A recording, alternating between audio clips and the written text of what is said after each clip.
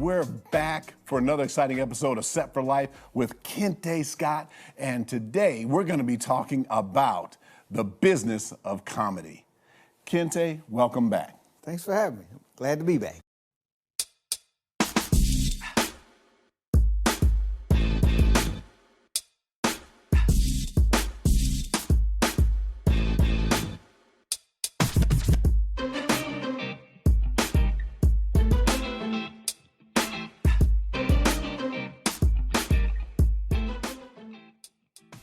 We're going to kind of just get right into it. I want to say one more thing about the Comedy Cafe, because I can't comment on all the other things you just did, is that you get up and you talk to the crowd.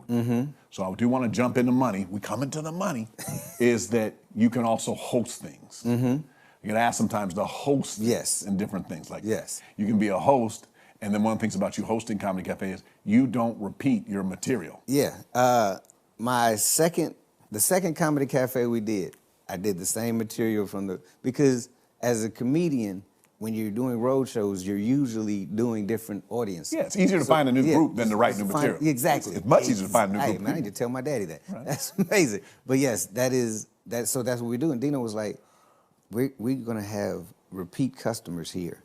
This congregation is gonna come enjoy the Comedy Cafe. So you can't have the same jokes as last month. And I was like, what do you mean? He's like, I need you to write a whole new set every month. And what it did was, I'm competitive. So once you say, do this, then I'm be like, okay, I'm gonna do everything to make it happen. But I was scared to death on that third show because I had never done, because it's basically when you do a whole new set for a new audience, you're basically an extended open mic, and you're trusting, you're trying all new material on the audience and hoping that they get it. But it taught me two things. And it taught me that I can write on the fly and I can write for any audience. But it also taught me to trust the comedy in me. It trusts my delivery and trusts my passion, if you will, for what I'm talking about, and have fun with it. And once the audience, because comedy, I tell people, is 85% confidence, 15% material. That's true. So if you have confidence, if you have 85% confidence in your material, they're gonna jump on board. And they'll be like, I didn't know where you was going, but I saw when you got there at the end, I was with you the whole time. So that's part of it. So that literally helped me grow as a comedian, because every month for 6 years, I've done 15, 20 minutes of all new material, sometimes written, sometimes on the fly. All right, let's say a lesson learned. I'm gonna tell you what God did in your life. And that is that, Kente, I was sitting here doing an interview, conversation with someone, and someone said, comedians like coming in so that they can breathe, we can expand, give them 15 minutes, like what you said a little bit earlier. And in doing that is that you gotta give them room to breathe. That's actually giving you room. Yeah. Because now, if you can go 30 minutes, and because I'm saying 30, 40 minutes because you got 10 minutes at the beginning, you gotta, when everybody's getting seated, and you're doing, then you gotta, pick on Dennis Lauderdale and go around a little bit, and then you gotta say something about my shoes, and do that. And my wife, anyway, laughs. But anyway, so then you hit all that. Then in between comedians, you go a little bit longer. Right. So then now, when you go on the road, and they say, hey, you got 30 minutes, you're like, that's easy work. Yes. They'd be like, you got 45 minutes? Oh, we good to go. When we on the forum, Prince was singing, and he got rid of his management group. Gosh, I'll never forget this. And it wasn't full. He walked out there, and it was like a third full. And he said, hey, everybody, it's $15 or $10 to get in. And he goes like this, it's 8 o'clock. Call your friends, tell them to come down here. I'm gonna go 3 hours. Right. Yes. You know what he's basically saying? I got 3 hours worth of song. We gonna sing Purple Rain and walk. Right. Or we gonna do the extended remix of Purple Rain. He's got the you see got that? the material. So when you do something and you're doing something, it's a gift, and you're doing what God has for you. That is a blessing. Good. Yeah. All right, can I go into the money? I know you've been waiting to get into you. Like, here come the money part. So when somebody starts off and they're a comedian or things, let's start with how do you make money, and how do comedians, How do comedians make money? When you start off as a comedy, you do not get paid. You get paid in food and drinks, Yes. either a chicken plate and sodas Right. or a drink ticket, Right. because the comics don't have a union. So there is no barometer. There is no gauge. There's no low point Right. on what a comic can get paid. There's no minimum wage. There's Yeah, no 'cause- minimum wage. yeah, 'cause in you're not- comics. you're not yeah, an hour. like You're you're in not SAG. If I show up on a set, be it extra, a SAG extra, a SAG principal, SAG one-liner, I know what I'm getting paid based on what I'm doing. No matter how many hours I'm there, no matter how many days, I know where it starts and I know and it goes up from there. Comics, you can get paid in food or you can get paid in laughs. So when you start out, like comics, like I want to be a comedian, and like okay, You have a job. keep working, keep working until your comedy is working for you so much that you don't have to work anymore. Right. And even then, you should probably still have something you can do online, something you can do like comics can write. Like comics, if you're a good comic, you should be able to write, you should be able to teach, you should be able to do something where if you have good Wi-Fi and a laptop, you can still make money while you're not on stage. Right. So starting out, nothing. When you start and your first hosting gig might be $50. It might be $50 and you host the whole night.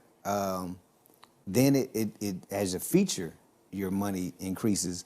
You can get $300-400 if you're on the road for a weekend. And then the headliner depends on your notoriety, how famous you are. Right. Like you can go anywhere from $1,200 to $50,000.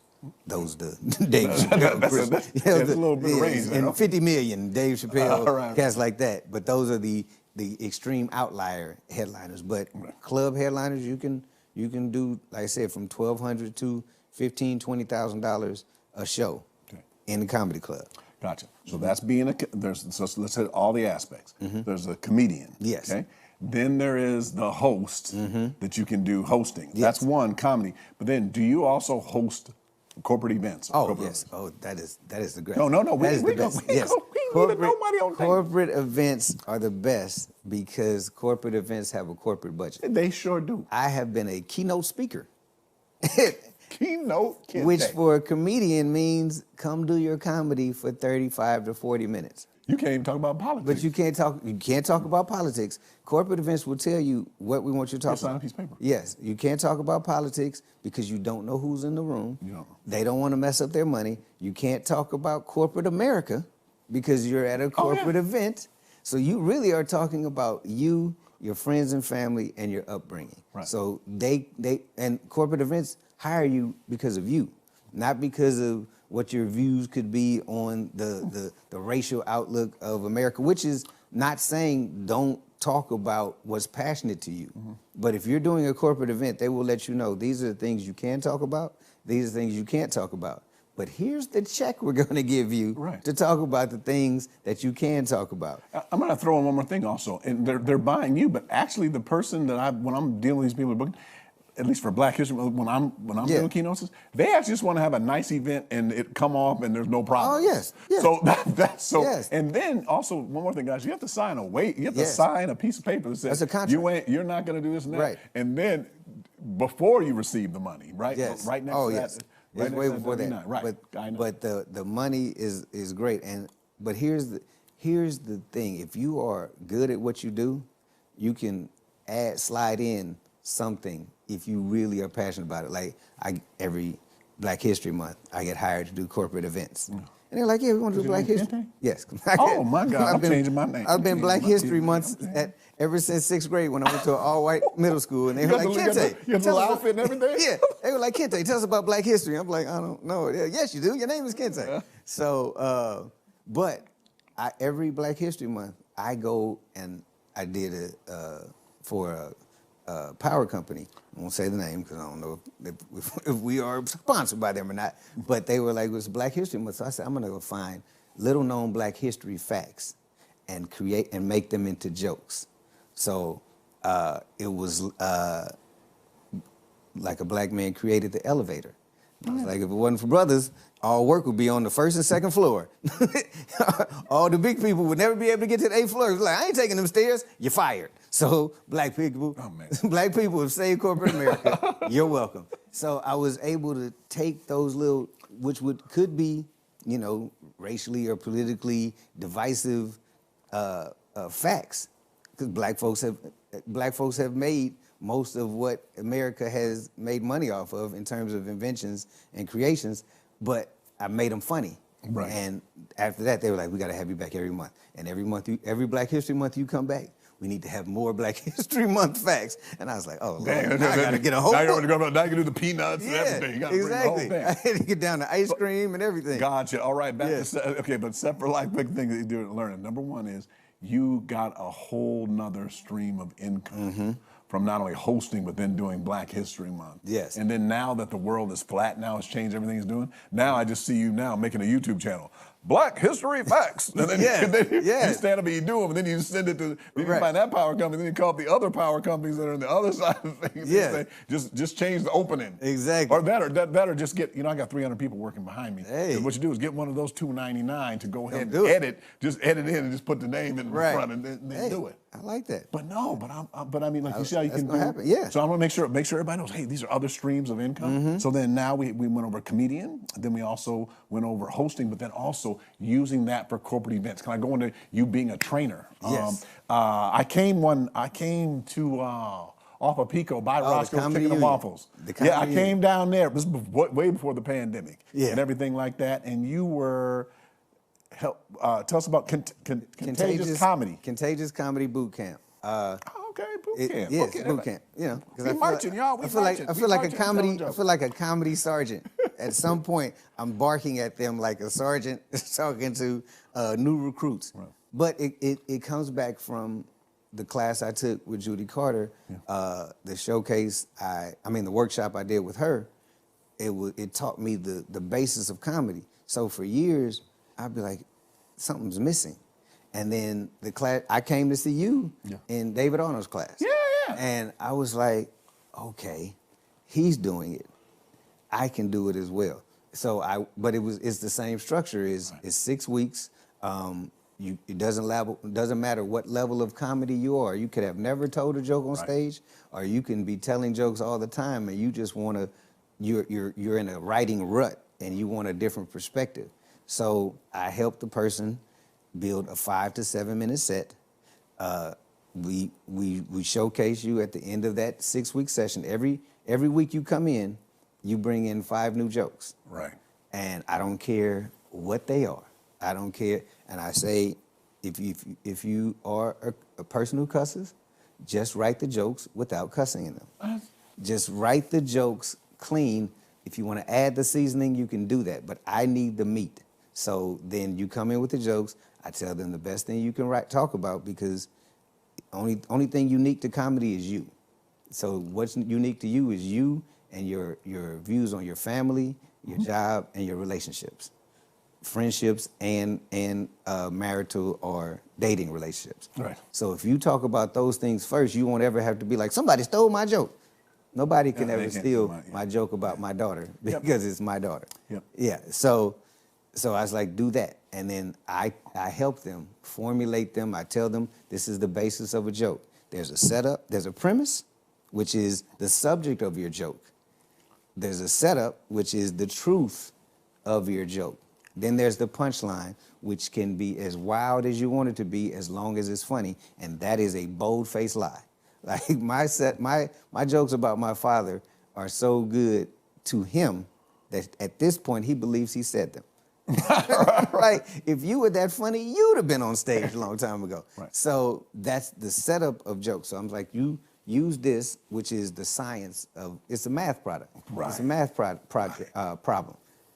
If you know how to do addition and subtraction, you can elevate to calculus. Right. But you have to know how to do 2 + 2 = 4. Right. So that's the part of writing jokes. So I'm like, if you start here, then I can help you get here. So I help them punch up the jokes. Like if they tell me something about that, and inevitably they start with 20 minutes.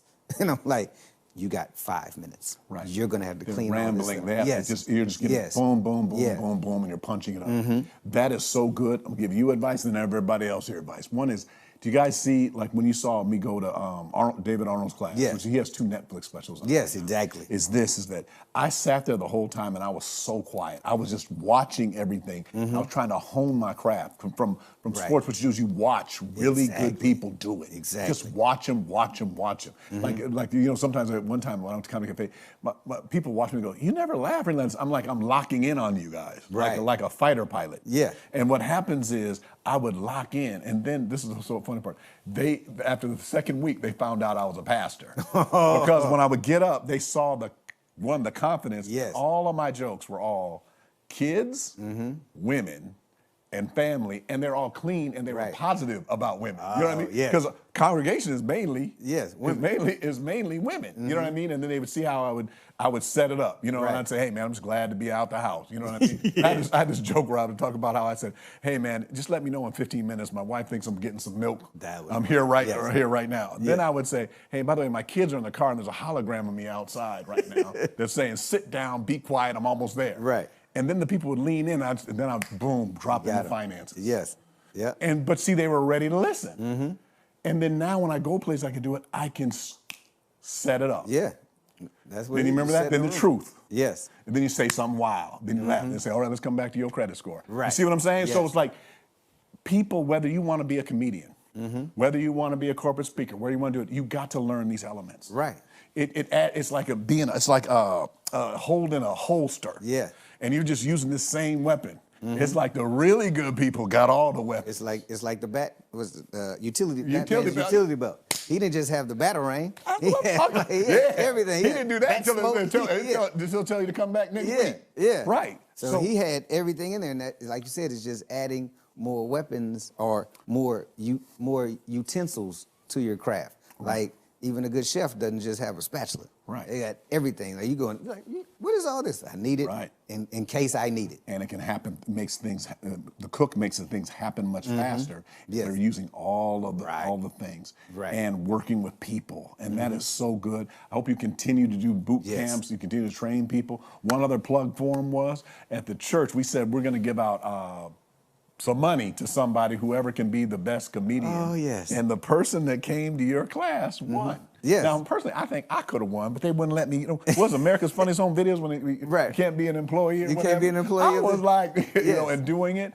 But I was one of the people that cheered him on to Yes. win. He went. Aaron. Yes, Aaron went to your class. He took one of, I want to say like I think I've done like maybe 7 or 8 boot camps at this point.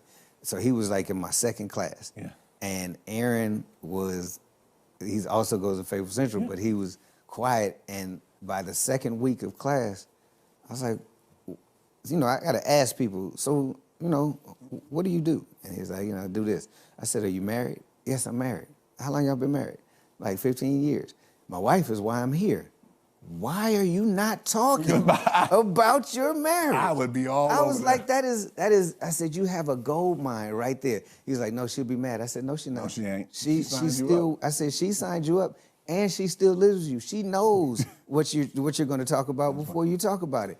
You have to utilize, it goes back to utility belt. You got to utilize everything that's in your goal. Your life experiences as a comic is your personal gold mine. Right. So if you look behind by a gold nugget and be like, I'm not even gonna dig right there. Right. You could have a whole gold rush right there, Right. but you're like, I don't want to talk about that. Right. The hardest thing I've had is the men who are aspiring to be comics or have taken my boot camp to talk about the funniness of their relationship. I said, I'm not going to ever tell you anything that's going to get you divorced. I'm not going to be the reason, because she's not going to put me on the lawsuit with you. I'm not going to be on the Right. divorce papers with you. But I said, there's fun in marriage, and people in the audience who are in relationships or who are married love to hear it because they love to laugh. Because they're like, am I the only person going through this? Exactly. Whatever, like when you get up, Yeah. or when you interpret something about, Yeah. I'm always like, wow, okay. Yeah, I it's see like, that. oh, that's my life too. That's our life too. And couples like to laugh together. So I was like, do that. So when he won the first Comedy Cafe open mic, I was like, that's my kid. I mean, that's my student right there. That's right. I was a proud father back then. And just so you know, one more thing about him is we've been to events and everything, and his voice and the way he talks and the way he interprets stuff. Yeah. I said, and he said, a lot of people said that to him. I said, dude, you should go into comedy. Just your voice, the way you do things, or the way because he's a big guy, and his voice is like, right. And so it's like that. That's good. Yeah. Hey, so before we go, just a couple little things. Can you tell us some lessons, or just some life lessons, things that you've learned in being in comedy, acting, and things, kind of coming to Hollywood that people, I should say Hollywood, but just coming into this industry, it'll be really good entertainment for people to know. Always check your check. Like, always check it. I know No, you wait like a second. Now, we have to handle that. Okay. Always check your check. When I first started, I was 17, 18 years old. My first agent, I was getting what she gave me. If I called and said, hey, do I have some money? Oh yeah, you got some money. I didn't know about year-to-date statements. I didn't know about the actual check printout that you would get from the production company. I would get her handwritten thing. I made $7,000. That was good money as an 18-year-old. Right. When my W-2 came, my W-2 came at the end of the year, I didn't know, first of all, I'd never done taxes before, so I was like, what is this? I thought it was a misprint. You can never have a misprint on your W-2. Gotcha. I thought it said $27,000.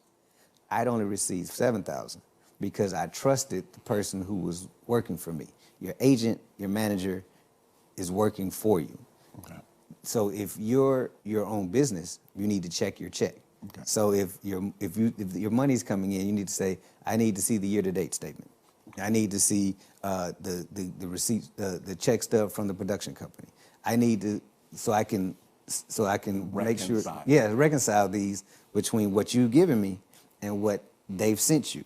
And she stole $20,000 from me. So that was the hardest lesson I ever learned at 18. I could have had a great car. My mother called me and thought I was out here doing drugs in LA because she got my W-2 as well because it went to Oakland, right, to my home address. And she was like, do you need to talk to me about something? I was like, no. And she was like, this thing says you made almost $30,000 for one commercial. And I said, no, I didn't. I made $7,000 for that commercial. It was good money too. She was like, no, this W-2 says there's $27,000. There's 20 some odd $1,000 that's missing that you need to let me know where it's from, or I'm coming down there and you coming back to Oakland with me. Your mom gets you on stage and checking all your stuff. Oh, she'll play. So check your check. Like Oprah Winfrey always said, whatever check goes out, I need to see who and how much is going out for. Whatever check comes in, I need to know who it came from and how much it is. So you're your own industry in this show business side, in this show business. So don't be afraid of the business side of it. Right. Check your check, make sure you're getting exactly what you're supposed to be getting so that you can know who's honest with you. Right. And that's the biggest thing I could tell them. Gotcha. I'm going to do one more life lesson, but then also this, guys. He said check your check, but I want to say check and balance. So you guys, like every quarter, we should be looking at how much you made year to date, and then also he had signed I don't know all things, but also he had signed a contract. Somewhere on that contract, it probably said $27,000 also on that contract. So keep those records, and if you don't have a financial person, you guys know on Set for Life, we've talked about several times, is that you want to have a dream team. So you need to have a financial person. You need to have a person that does your taxes, because they would have been able to do estimated, because they should have held out estimated taxes. You filled out that on a form, an I-9, before that happened. Right. I'm throwing these terms, but you guys, we go over these in Set for Life. And then also the last check and balance would have been is that we'd have been checking in throughout the year at different things. So the studio or wherever that was, you said it earlier, the production company would have sent you something that you need to have that. Right. And then, because sometimes people take it, not sometimes, but people take advantage of people if you don't know. So that's a way of checking the check and doing that. Gotcha. Any other? Anything else you want to share? Or anything else? If as a comedian, if they agree to a certain amount, then hold them to that certain amount. Don't ever allow their door sales to affect what you're supposed to be paid, because comics, we are never allowed. If we say we're doing a show for $200. I just throw that out there. We can't, and then when they say, well, I can only pay you 50, we've not given $50 worth of the jokes. We've given 100% of ourselves, so you deserve 100% of whatever you agreed to. Now, on the flip side, if you agree to $200 and you see that they've sold out the SoFi Stadium, you cannot go back and say, hey, man, you sold out SoFi. You knew it was going to be a SoFi when it started. The potential to sell out SoFi was always there. So you cannot then go back and be like, well, I'm not performing, or I'm not going to give everything because you only gave me 200. No, you have to agree to what you agree, whatever you agree to, you have to own up to that. And you be responsible for owning up to that. Now, next time, when you go do SoFi, you be like, no, I've done SoFi. I know I need a whole lot more than this $200. Right. But that's the thing. If whatever they've agreed to pay you is what you should be paid, and whatever you've agreed to be paid is what you're paid, regardless on both sides of what happens with the door sales. Great. Kente, thank you so much. Thank you. Everybody online, type in the chat, give him a shout out. Yes. And everything like that. Also, up and coming, check out his website. Yes. Also, KenteScott.com. It's real simple. I can't get a day job, but I can definitely get my website first going. Gotcha. And then one more thing for him, you guys. Be ready for next Black History Month. He's going to have a whole new show. He's going to have Black History Month. It's going to be produced and everything. It's going to be some deep Black history. Deep Black history. All right? Yes. All right. Hey, Pastor George here with Set for Life. I pray you were blessed by this episode. Please join us on our next episode and look forward to seeing you, where we live our life by design, not by default.